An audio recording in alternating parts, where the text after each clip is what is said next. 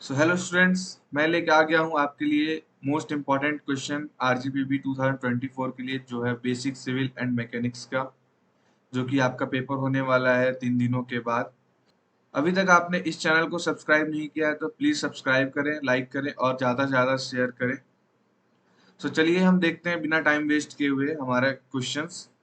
सो बहुत सारे कमेंट्स आ रहे थे कि भैया सिविल के नोट्स सिविल के मोस्ट इम्पॉर्टेंट क्वेश्चंस डाल दो, पेपर है परसों, ऐसा करके।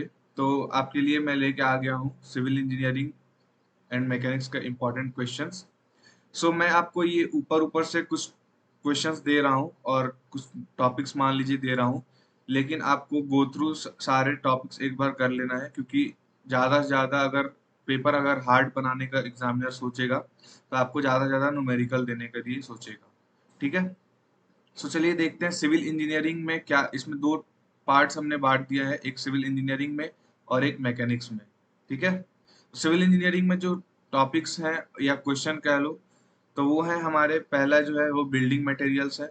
बिल्डिंग मटेरियल्स आपको मतलब यूनिट 1 से हमेशा देखने के लिए मिलेगा ही मिलेगा 7 नंबर में। ठीक है। सो जो नेक्स्ट टॉपिक है वो है रिमोट सेंसिंग, जो कि मोस्ट इम्पॉर्टेंट टॉपिक है, रिमोट सेंसिंग। ठीक है। ये भी पूछा जाता है एग्जाम में।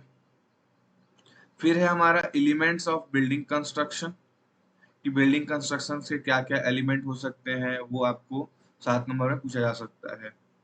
फिर आता है types of doors and Windows. ठीक है।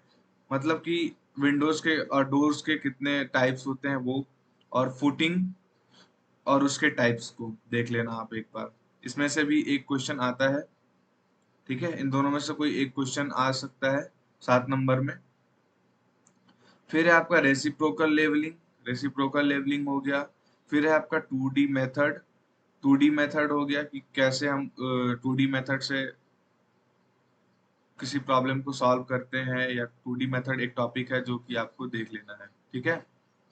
फिर जो मोस्ट इंपॉर्टेंट टॉपिक बनता है कॉन्टूर एंड कॉन्टूर लाइंस और कंटूरिंग। ठीक है। कंटूर और कंटूर लाइंस पे भी क्वेश्चन आता है 7 नंबर में, हर साल पूछा जाता है, पिछले 2 साल से पूछा जा रहा है। ठीक है। और कंटूरिंग के बारे में तो आप इसको भी ध्यान में देख लेंगे, 7 नंबर में पूछा जा सकता है। फिर आता है आपका सिविल इंजीनियरिंग मैकेनिक्स में सर्वेइंग हो गया, सर्वे स्टेशन हो गया। ठीक है। What is surveying, types of surveying और सर्वे स्टेशन क्या होता है, ये सब आपको देख लेना है। ठीक। तो ये मैंने सिविल इंजीनियरिंग के कुछ टॉपिक्स बताए हैं जो कि आप के लास्ट मोमेंट पे ये पढ़ पढ़ लेना है, इसको आपको छोड़ के नहीं जाना है। इसलिए मैंने आपको ये कुछ क्वेश्चंस दिए हैं, और बाकी आप जितना एफर्ट डाल सकते हो, 3 दिन 4 दिन है अभी आपके पास, तो आप एकदम एफर्ट डाल लो। ठीक है। सब देखते हैं मैकेनिक्स में, मैकेनिक्स में क्या पूछा जा सकता है। तो मैकेनिक्स में अगर पूछा जाए तो ट्रेपेजोइडल रूल है, जो कि इस पे न्यूमेरिकल आ सकता है 7 नंबर का। ट्रेपेजोइडल रूल जो कि होता है ट्रेपेजोइडल 1/3, 3/8 होता है ना, वो पूछा जा सकता है ये रूल पे।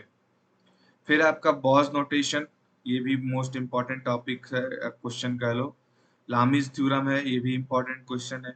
मतलब बॉस नोटेशन और लामीज थ्योरम को हो सकता है कि दोनों मिक्स करके एक क्वेश्चन बना दे 7 नंबर में। ठीक है। फिर आपका आता है कंकरेंट फोर्सेस क्या होता है, कोप्लानर फोर्सेस क्या होता है। ठीक है। फिर मैकेनिक्स में जो इम्पोर्टेंट टॉपिक बनता है वो बनता है radius of gyration. Radius of gyration short notes में भी पूछा जा सकता है और क्वेश्चन में भी पूछा जा सकता है। सो ये इम्पोर्टेंट टॉपिक्स है। ठीक है।